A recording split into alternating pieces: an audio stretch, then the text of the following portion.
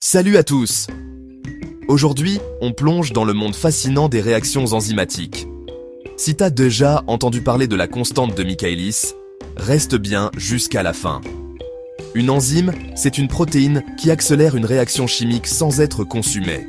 Elle agit comme un catalyseur. La réaction typique ressemble à CA. E plus S reversible vers ES, puis vers E plus P. E, enzyme, S, substrat. ES, complexe enzyme substrat. P, produit. Passons maintenant à la vitesse de réaction. La vitesse de formation du produit dépend de la concentration du substrat. On utilise l'équation de Michaelis-Menten, V égale Vmax fois S sur Km plus S. V, vitesse initiale de la réaction.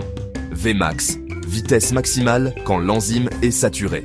DA, concentration du substrat. Calmètre, constante de Michaelis. Calomètre, c'est la concentration de substrat à laquelle la vitesse atteint la moitié de Vmax.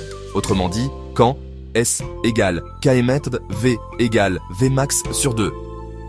Calomètre faible signifie forte affinité. L'enzyme capture vite le substrat.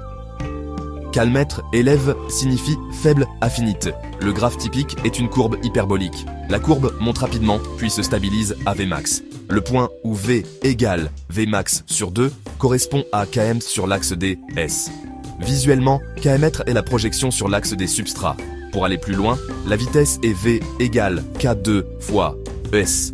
K2 est la vitesse de transformation ES vers E plus P. On peut écrire Km égale K1 plus K2 sur K1. K1, association E plus S, ES. K1, dissociation ES.